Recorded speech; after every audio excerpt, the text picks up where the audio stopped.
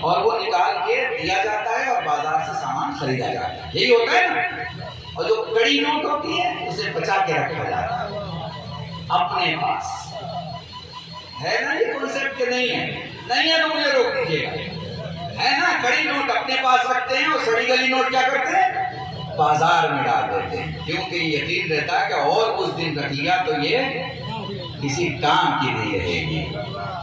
تو اب کیا ہو گیا؟ آپ کے پاس اچھی نوٹ آ گئی اور بازار میں کون سی نوٹ چلی گئی؟ سڑی گئی نوٹ۔ تو اب یہ اکنامک مثال سیاست میں آتی ہے، سیاست میں بھی ایسے ہی سڑی گلی نوٹیں ضروریات کے تحت سیاست کے بازار میں چلی گئیں، اور جو اچھی نوٹیں تھیں انہیں مذہب کی دیواروں کے اس طرف چھپا کے رکھ دیا گیا۔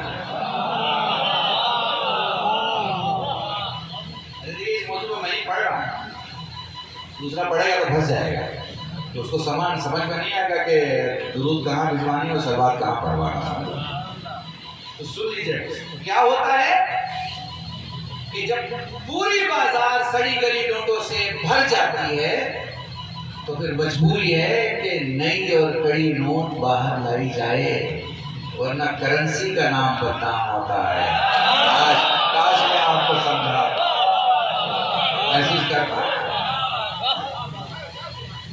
سو اس سیاست میں جو شیعت کی سیاست ہے، اگر ہم ماضی قریب میں ایک دم ریسنٹ پاسٹ پہ دیکھیں تو ایک بڑا نام ہے جس نے بڑا چھاپ چھوڑا، کیا نام ہے؟ آیت اللہ خمینی۔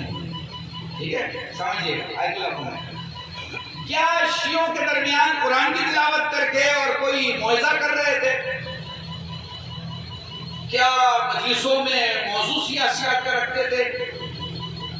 کیا کوئی الگ سے معاملات لے کے آتے تھے؟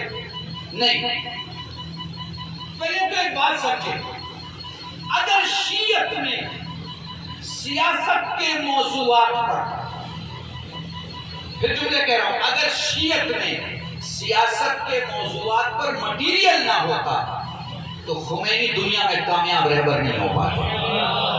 بہت بڑا جملہ میں کہہ رہا ہوں، بہت بڑا جملہ اگر محسوس کر پاؤ، اگر شیعت میں سیاست پر گفتگو نہ ہوتی تو پھر خمینی جامعہ کے رہبر نہیں ہو پاتے، تہذیب کے رہبر نہیں ہو پاتے۔ خمینی ملک کا رہبر نہیں ہے، خمینی آزادی کی تہذیب کا رہبر ہے۔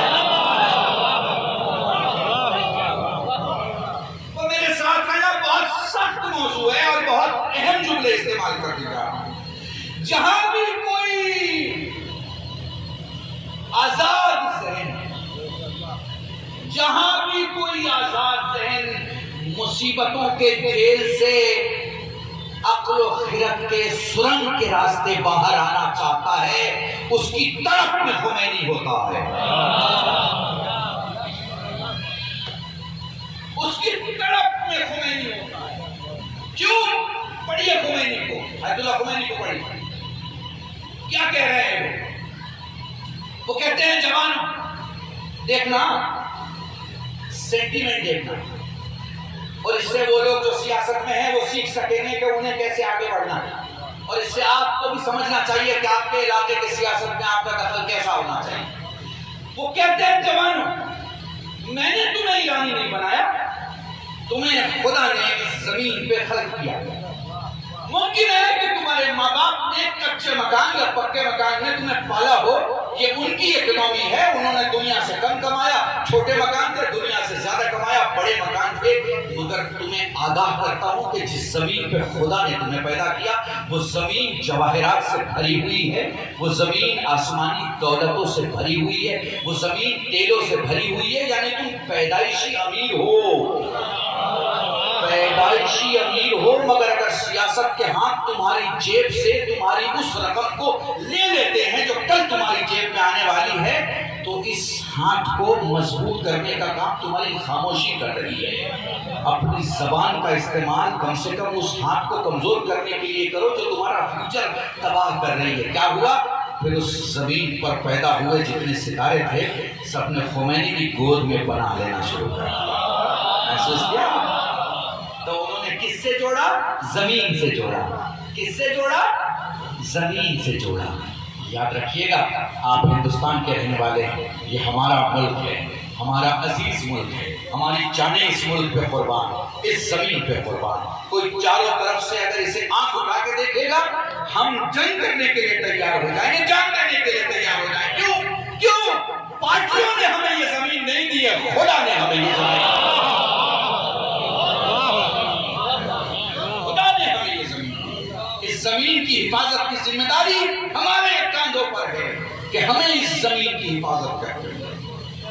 ممکن ہے کہ جب کوئی انسان کسی قیمتی چیز کو بچانے کے لیے جاگتا ہے تو اس کے پہلے بہت سارے لوگ جگے ہوئے ہوتے ہیں. اس کا یہ مطلب نہیں ہے کہ اس کا جاگنے میں کوئی شک ہے کہ وہ کیوں جاگا ہے. بھائی وہ بھی بچانے کے لیے جاگا ہے, جو پہلے جاگے ہیں وہ بھی بچانے کے لیے جاگے ہیں. تو کچھ لوگ ہم سے پہلے جاگے ہوئے ہیں, یا ہو سکتا ہے ہم سے زیادہ شور کرنے والے ہیں. شور سے نیتوں کا وزن نہیں تولا جاتا.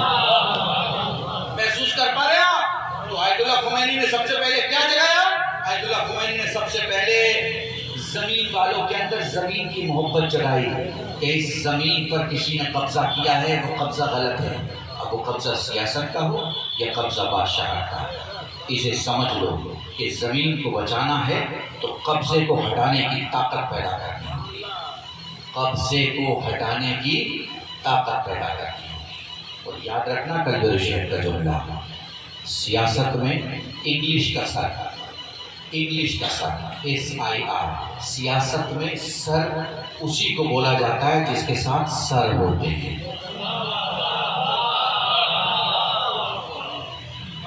جس کے ساتھ سر نہیں ہوتے اسے سر نہیں بولا جاتا ہے, اسے سمبولک عزت دی جاتی ہے. کیا دیا جاتا ہے؟ سمبولک عزت. سمبولک عزت کا مطلب آپ سمجھ رہے ہو نا, یہ پڑھے لکھے جوان یہ سب سمجھ رہے ہیں. کبھی کبھی ہم کسی سے مل لیتے ہیں, کوئی مولوی کسی سیاست مدار کے پاس گیا, کوئی خطیب کسی اپنے MLA MP کے پاس گیا, کوئی شیعہ سماجی شخص کسی رہبر کے پاس گیا, اچھی فوٹو کھینچی گئی, اچھی فوٹو ڈال دی گئی. یہ سمبولک اٹیچمنٹ ہے, یہ ریئل اٹیچمنٹ نہیں ہے. ٹھیک ہے, سیاست کی دو تین چیزوں کو اگر آپ سمجھ لیں گے تو آپ محسوس کر پائیں گے کہ ہاں بالکل صحیح کلبر شیخ نے سمجھایا ہے. ٹھیک ہے, بہت گہرا موضوع ہے مگر میرے ساتھ رہے گا. تو سمبولک سے بچیے. 70 سال شیعوں کے ساتھ کیا ہوا ہے؟ 70 سال شیعوں کے ساتھ سمبولک دوستی ہوئی ہے. فوٹو کھچا دیا, شادی میں آ گئے, اپنے یہاں پروگرام میں بلا لیا, پروگرام میں شرکت کر لیا. یہ سمبولک ہے, پالیسی نہیں ہے. آپ کی دوستی پالیسی کے حساب سے ہونا چاہیے. ہماری جتنی آبادی اتنا ہمارا حق ہونا چاہیے. آپ کو پتہ ہے آپ کی مصیبت کیا ہے؟ ہمارا ہندو لیڈر کہتا ہے مسلمان کم ہے اور مسلمان کہتا ہے شیعہ کم ہے. اب آپ کہاں مارے جا رہے ہو آپ خود دیکھیں. تو یہ اتحاد کا مرکز آپ کا مضبوط ہونا چاہیے. شیعوں میں اگر کوئی مولوی دو نظریات پیدا کر رہا ہے تو وہ قوم کا بھی دشمن ہے اور حسین کا بھی دشمن ہے. یہ سب ایک ایک جملے لکھ لینا اور ایک ایک چیز کو یاد رکھنا. تمہارے پاس سب سے بڑی چیز کیا ہے؟ تعداد. تمہاری شیعت میں تعداد ہی تو سکھایا جاتا ہے, تعداد ہی سکھایا جاتا ہے. علی کی ولایت میں تعداد میں ہی پیش کی گئی.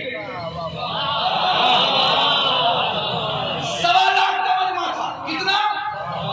1.25 لاکھ. کون لوگ تھے؟ کون لوگ تھے 1.25 لاکھ؟ حاجی. صرف مسلمان نہیں, حاجی تھے 1.25 لاکھ. حاجی کا کیا مطلب ہے؟ کسی بھی سمودائے میں, کسی بھی کاسٹ میں اور کسی بھی مذہب میں 80% لوگ غریب ہوتے ہیں, 20% لوگ امیر ہوتے ہیں. ٹھیک ہے, میری بات مانیں گے نا؟ حج کون کرتا ہے, غریب یا امیر؟ امیر کرتا ہے. تو یہ جو 1.25 لاکھ ہے یہ امیر مسلمان ہے. فقیروں کو تو ویسے بھی علی سمجھ میں نہیں آتا. میں عقل کی فقیروں کی بات کر رہا ہوں. تو 80% حاجی, یہ 80% پیسے والے ہیں, غریب نہیں ہیں. ان کے ساتھ جس چیز کا میں مولا ہوں اس کے علی مولا. تو بھیڑ آپ کے یہاں غدیر میں اور بھیڑ آپ کے یہاں اربعین میں. امام حسین کا 40واں دیکھیے کتنا مجمع. میں نے ابھی پچھلی مجلس میں جملہ کہا بھائی پوری توجہ. میں پچھلے سال اربعین میں تھا. انشاءاللہ مولا کرے آپ سب انشاءاللہ اربعین میں جائیں زیارت کے لیے انشاءاللہ. ٹھیک ہے. میں اربعین میں تھا. میں نے دیکھا کسی نے کہا 3.5 کروڑ مجمع, کسی نے کہا 4.5 کروڑ. ایک عجیب بات شیئر کروں آپ سے. پانی پلانے والے زیادہ تھے, پینے والے کم تھے. قسم خدا کی بہت بڑا جملہ اگر محسوس کر سکو. میرے دوستو جو مجھے ریکارڈ کر رہا ہے یہ کلپ ضرور بنانا. پانی پلانے والے زیادہ تھے, پینے والے کم تھے. کھانا کھلانے والے زیادہ تھے, کھانے والے کم تھے. فیسلٹی دینے والے زیادہ تھے, دینے والے کم تھے. مجھے سمجھ میں نہیں آ رہا جب 3.5 کروڑ فیسلٹی لینے والے ہیں تو پھر دینے والے کتنے ہیں. میں نے سوچا شاید ایران دے رہا ہوگا. ایران نے کہا ہم نے نہیں دیا. ہم نے سوچا شاید عراق دے رہا ہوگا. عراق نے کہا ہماری آبادی 3.5 کروڑ کی ہے, ہم کیسے 3.5 کروڑ سمجھائیں. عالم تصور میں ایک آواز آئی کلمہ شاید ملکوں کو تو سوچ رہا ہوں, مالک کو نہیں سوچ رہا.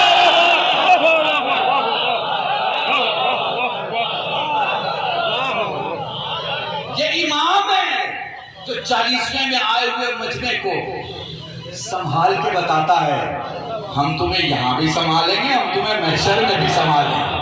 ضرور پڑھے محمد